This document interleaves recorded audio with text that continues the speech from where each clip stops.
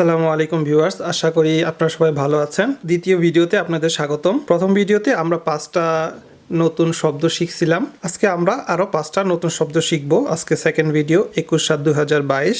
প্রথম যেই ভিডিও ছিল সেই ভিডিও যেই 5টা আমরা ওয়ার্ড শিখেছি সেগুলা একবার রিভিউ করে নিই, দেখি আপনাদের এটা মনে আছে কিনা। আপনারা মনে রাখার চেষ্টা করেন বা মনে করার চেষ্টা করেন।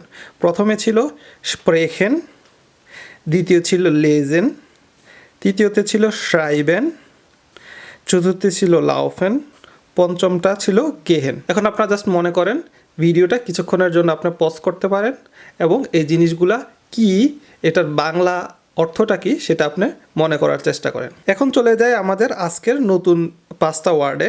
আমরা এই নতুন 5টা ওয়ার্ড শেখার পরে আবার আমরা পূর্ববর্তী যে ভিডিওতে 5টা ওয়ার্ড ছিল ওই 5টা ওয়ার্ডে আবার যাব ইনশাআল্লাহ। তো আসুন তাহলে আজকের 5টা নতুন ওয়ার্ডে। প্রথমে আমরা যে ওয়ার্ডটা শিখবো সেটা হচ্ছে হোরেন, আচ্ছা কোনো কিছু শোনা।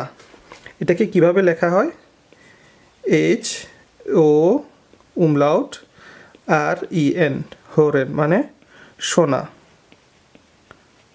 দ্বিতীয় যে ভার্বটা শিখবো সেটা হচ্ছে কমেন,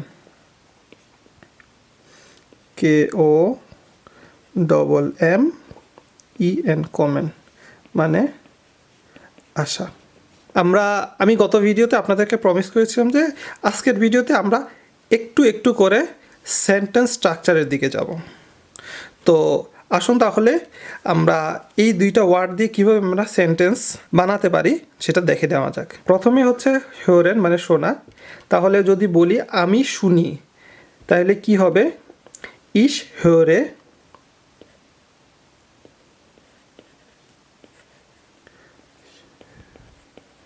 ইশ হিওরে।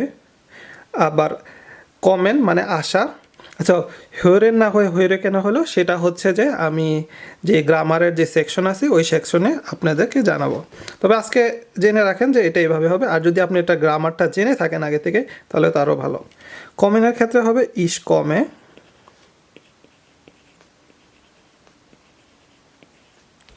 ওকে, এখানে যে সেন্টেন্সটা আছে এই সেন্টেন্সটা পুরোপুরি হয় নাই, কারণ হচ্ছে ইশ হিওরে, এখানে হচ্ছে যে আমি সাবজেক্ট, সরি ইশ হচ্ছে যে সাবজেক্ট, হিওরে হচ্ছে ভার্ব। আমাদের একটা কি অবজেক্ট প্রয়োজন। আবার ইশ কমে এখানেও হচ্ছে যে সাবজেক্ট আছে, ভার্ব আছে, অবজেক্ট দরকার। চলুন তাহলে আজকে অবজেক্ট কি সেটা আমরা দেখে নেওয়া যাক। এখানে প্রথমে আমরা হিওরেন মানে হচ্ছে শুনি। তো শোনার ক্ষেত্রে আমরা আজকে যেই নতুন একটা নাউন শিখবো সেটা হচ্ছে যে জার্মানে মিউজিককে বলা হয় মুজিক, MUSIK, মুজিক। তো হচ্ছে প্রত্যেকটা নাউনের কিন্তু জার্মানে একটা জেন্ডার থাকে এবং মিউজিকের ক্ষেত্রেও সেটা একটা জেন্ডার আছে এবং সেটা হচ্ছে ফেমিনিন, এবং ফেমিনিনটাকে বলা হয় দি। তো মিউজিক হচ্ছে যে মিউজিক। তাহলে আমরা চলে আসি আমাদের পূর্ববর্তী এক্সাম্পলে। ইশ হিওরে আমি শুনি, কি শুনি? আমি হচ্ছে মিউজিক শুনি। তাহলে হচ্ছে কি বলা যায়? ইশ হিওরে মিউজিক। তাহলে আমার সেন্টেন্সটা পুরো হলো। তো এখন কমেনের ক্ষেত্রে ইশ কমে আমরা এইখানে অবজেক্টের জায়গায় আমরা হচ্ছে যে অন্য কিছু ব্যবহার করব। যেমন হচ্ছে যে আমি দেরিতে আসি বা আমি তাড়াতাড়ি আসি বা আসব, এটা বোঝাতে কি বলা হয়? দেরিতে, জার্মানে দেরিতে বলা, দেরি করে আসবো বা দেরি, এটাকে বলা হয় স্পেত। উমলাউটটাকে জার্মানে এইভাবে লিখে হাতে লেখার সময় একটা জাস্ট সিম্পল একটা টার্ম দেয়। স্পেত মানে হচ্ছে লেট করে, দেরি করে। এবং আমি যদি তাড়াতাড়ি বলে সেটাকে বলা হয় ইশকামে ফ্রু, মানে তাড়াতাড়ি। তো চলে আসি আমাদের যে প্রথম স্ট্রাকচারে, ইশ কমে স্পেত, অর্থাৎ আমি দেরি করে আসব।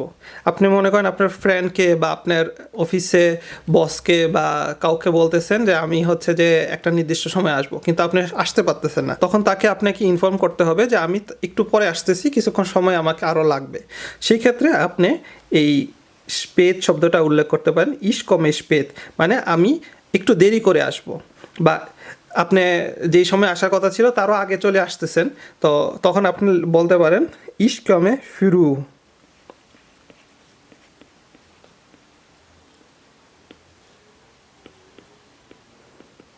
এইভাবে আপনি হচ্ছে যে স্পেদ এবং ফ্রু, একটা হচ্ছে যে দেরি আর ফ্রু হচ্ছে তাড়াতাড়ি, এইভাবে আপনি সেন্টেন্স আপনি তৈরি করতে পারেন। তো এখন চলেন এখন দেখে নেওয়া যাক তাহলে হচ্ছে আমাদের প্রথম যে ভিডিওটা ছিল ওই ভিডিওর 5টা ওয়ার্ড আপনাকে বলছিলাম যে মনে করার চেষ্টা করতে, যদি মনে না করতে পারেন কোনো সমস্যা নাই, আমি এখন এই 5টা ওয়ার্ডের যেই মিনিং সেটা আমি আপনাদেরকে জানাচ্ছি। স্প্রেখেন মানে হচ্ছে যে কথা বলা, লেজিন মানে হচ্ছে যে পড়া,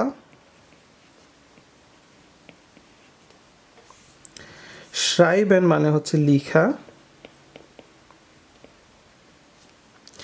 লাউফেন আর গিহেন, লাউফেন মানে হচ্ছে যে দৌড়ানো, দৌড়ানো, গেহেন মানে হচ্ছে যে হাঁটা বা যাওয়া।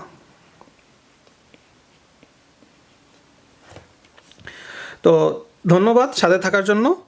আগামী ভিডিওতে আবার ইনশাল্লাহ দেখা হবে আপনাদের সাথে। আশা করি আপনাদের এই ভিডিওটা ভালো লাগবে এবং আপনারা নতুন নতুন ওয়ার্ড আমাদের এই ভিডিও সিরিজের মাধ্যমে জানতে পারবেন।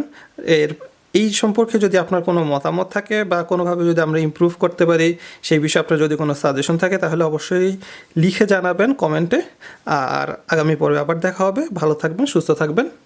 আল্লাহ হাফেজ।